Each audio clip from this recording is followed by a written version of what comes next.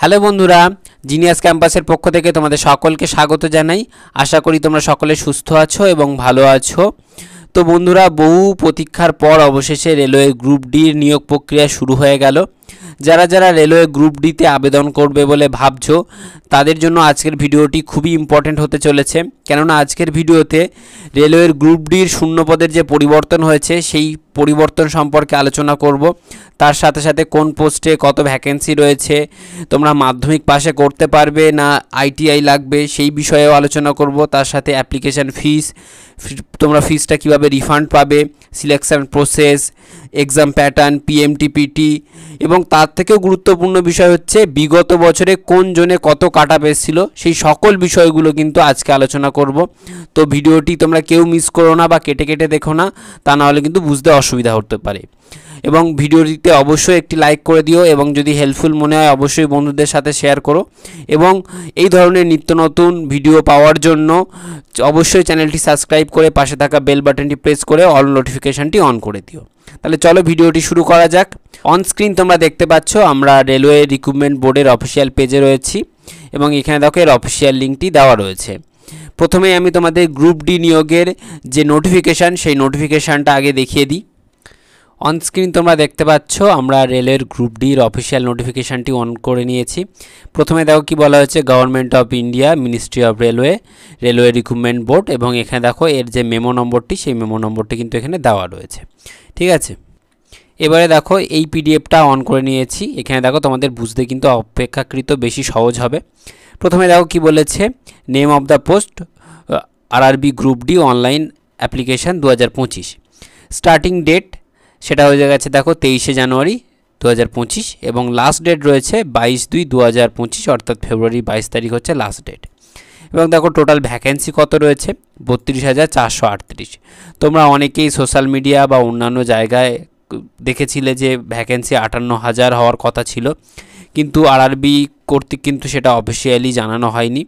হয়তো সম্ভাবনা এমন রয়েছে যেমন এনটিপিসিতে হয়েছে যে ফর্ম ফিল আপ চলাকালীন অবস্থাতে ভ্যাকেন্সি বাড়ানো হয়েছে, তো গ্রুপ ডিরও কিন্তু তেমন সম্ভাবনা তীব্রতর রয়েছে। এবারে দেখো তোমাদের প্রথমে আমি অ্যাপ্লিকেশান ফিস সম্পর্কে বলি। দেখো ফিমেল, ট্রান্সজেন্ডার, এসসি, এসটি এই সকল ক্যান্ডিডেটের অ্যাপ্লিকেশান ফিস রয়েছে 250 টাকা এবং জেনারেল ক্যান্ডিডেটদের রয়েছে 500 টাকা করে। এবং ফিস রিফান্ড, এই রিফান্ড পলিসি কিন্তু তোমরা জানো রেলওয়েতে রিফান্ড পলিসি থাকে। ফার্স্ট এক্সাম দেওয়ার পরে প্রত্যেকের কিন্তু রিফান্ড চলে আসে। দেখো জেনারেল এবং ওবিসিদের দেখো 500-র মধ্যে 400 টাকা কিন্তু রিফান্ড চলে আসে এবং SC, ST, OBC, female, transgender এদের ক্ষেত্রে কিন্তু 250 টাকা, অর্থাৎ পুরো টাকাটাই কিন্তু রিফান্ড হয়ে যায়। এবারে দেখো এজ লিমিট রয়েছে 1/1/2025 অনুসারে 18 থেকে 36 বছরের মধ্যে বয়স হলেই তুমি এখানে আবেদন করতে পারছো। এবং এজ রিল্যাক্সেশন এসসি এসটিদের ক্ষেত্রে 5 বছর, ওবিসিদের 3 বছর, এই ছাড়টাও কিন্তু তোমরা এখানে পেয়ে যাবে। এবার দেখো ইম্পর্টেন্ট ডেটের মধ্যে দেখো তোমাদের অ্যাপ্লাই এর যে ডেটটা 23শে জানুয়ারি সেটা দেওয়া রয়েছে এবং তার সাথে সাথে যে লাস্ট ডেট সেই লাস্ট ডেটটাও কিন্তু দেওয়া রয়েছে এবং তার সাথে সাথে হচ্ছে মডিফিকেশান ডেটটাও দেওয়া রয়েছে। আমি প্রত্যেককেই বলবো যে তোমরা খুবই কেয়ারফুলি ফর্মটা ফিল আপ করবে, দেখবে কোনো ভুল না হয়। যদি ভুল হয়ে যায় তখন কিন্তু তোমাদের ভুল সংশোধনের জন্য নতুন উইন্ডো দেওয়া হবে। সেই উইন্ডো দেখো তোমাদের 25/2/2025 অর্থাৎ ফেব্রুয়ারির 25 তারিখ থেকে মার্চের 6 তারিখ পর্যন্ত কিন্তু তোমাদের মডিফিকেশান করার কিন্তু সুযোগ দেওয়া হবে এবং এই মডিফিকেশানের সময় কিন্তু তোমাদের 250 টাকা করে এক্সট্রা চার্জ কিন্তু কাটা হবে। ঠিক আছে, এবারে দেখো তোমাদের কোয়ালিফিকেশান কি চাওয়া হয়েছে, মাধ্যমিক পাশে অথবা আইটিআই, এই দুটো কিন্তু মধ্যে একটা থাকলেই তোমরা এখানে আবেদন করতে পারছো। এবং দেখো এখানে তোমাদের যে পোস্ট ওয়াইজ যে ভ্যাকেন্সিগুলো রয়েছে সেই ভ্যাকেন্সি পুরো ডিটেলস এখানে দেওয়া রয়েছে, তোমরা একবার পজ করে এটা একবার ভালো করে দেখে নিও। ঠিক আছে, এবং দেখো এখানে টোটাল ভ্যাকেন্সিটাও কিন্তু বলা রয়েছে। এবারে দেখো তোমাদের আমি বলে দিই মোড অফ সিলেকশান কী রয়েছে। প্রথমে তোমাদের একটা কম্পিউটার বেস এক্সাম নেওয়া হবে। ঠিক আছে, তারপরে সেই পরীক্ষা যারা উত্তীর্ণ হবে তারপরে হবে ফিজিক্যাল এফিসিয়েন্সি টেস্ট, অর্থাৎ পিএমটিপিটি মানে দৌড় যে ব্যাপারটা রয়েছে সেটা হবে। তারপর হচ্ছে ডকুমেন্ট ভেরিফিকেশান, তারপর হচ্ছে মেডিকেল। ঠিক আছে, এবারে দেখো আমি তোমাদের প্রথমে বলে দিই সিলেবাস এবং এক্সাম প্যাটার্ন সম্পর্কে।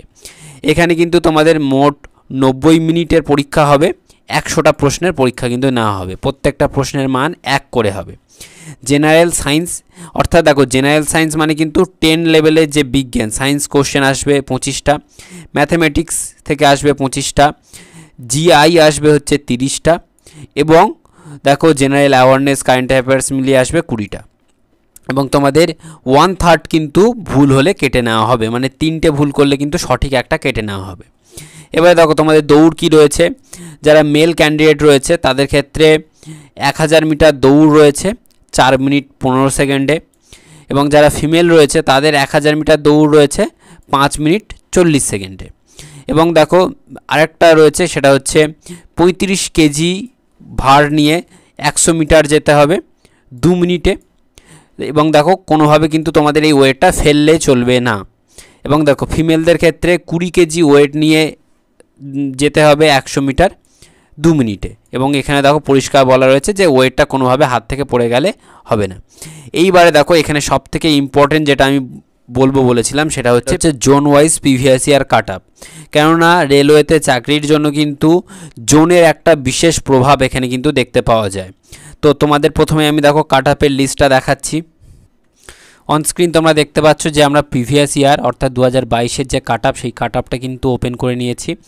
প্রথমে দেখো চেন্নাইয়ের কাট আপ দেওয়া রয়েছে, ইউআরদের 60% মার্কস, এসসিদের রয়েছে 49, মানে যারা 60 পেয়েছে তারা কিন্তু মাঠের জন্য ডাক পেয়েছে, এসসি যারা রয়েছে তারা যারা 49 পেয়েছে তাদের মাঠের জন্য ডাক, এসটিদের হচ্ছে 43 এবং ওবিসিদের 55 আর ইডাব্লিউএসদের 40, এবং দেখো এখানে রয়েছে পার্সেন্টাইল স্কোর অর্থাৎ এইটা কিন্তু তোমাদের অ্যাকুরেসি, ঠিক আছে, এইটা তোমাদের অতটা না বুঝলেও চলবে। দেখো এখানে দেখো এই যে মার্কসগুলো এই মার্কসগুলোই কিন্তু প্রাপ্ত নম্বর। এবারে দেখো এখানে বিলাসপুর দেওয়া রয়েছে, এখানে গোরখপুর দেওয়া রয়েছে, রাঁচি দেওয়া রয়েছে, যার যে জোনে করার ইচ্ছা রয়েছে। দেখো এখানে তোমাদের জোন ওয়াইজ যে মার্কসটা দেওয়া রয়েছে তোমরা একটু পজ করে দেখে নিও, ঠিক আছে।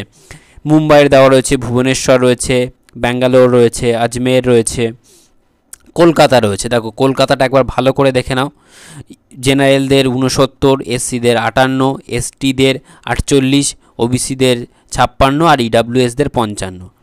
পাটনা জোন, এলাহাবাদ, আমেদাবাদ, ভোপাল, গুয়াহাটি, ঠিক আছে, এই ছিল সব জোনগুলো। তোমরা একবার জোনগুলো ভালো করে দেখে নিও, এবং এই জোনের ভিত্তিতে কিন্তু তোমরা কোন জোনে ফিল আপ করবে সেটাও কিন্তু তোমরা ডিসাইড করে নিতে পারবে।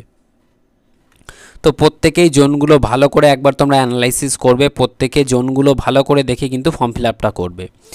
এই ছিল আজকের ভিডিওটি কেমন লাগলো তোমরা অবশ্যই কমেন্টে জানিয়ে দিও, এবং কারো যদি কোনো বিষয়ে ডাউট থেকে থাকে বা কারো যদি কোথাও বুঝতে অসুবিধা হয় তাহলে অবশ্যই কমেন্ট সেকশানে জানিয়ে দিও, এবং ফর্ম ফিল আপ রিলেটেড যদি কারো কোনো সমস্যা হয় সে বিষয়েও তোমরা কমেন্টে জানিয়ে দিও, তার ভিত্তিতে আমি যদি সম্ভব হয় আমি নতুন ভিডিও করে দেব। প্রত্যেকে অবশ্যই ভিডিওটিতে একটি লাইক করে দিও, এবং যদি হেল্পফুল মনে হয় অবশ্যই বন্ধুদের সাথে শেয়ার করো। দেখা হচ্ছে পরবর্তী নতুন ভিডিওতে, ততক্ষণ পর্যন্ত তোমরা ভালো থেকো, সুস্থ থেকো এবং মোটিভেটেড থেকো। সকলকে সম্পূর্ণ ভিডিওটি দেখার জন্য অসংখ্য ধন্যবাদ।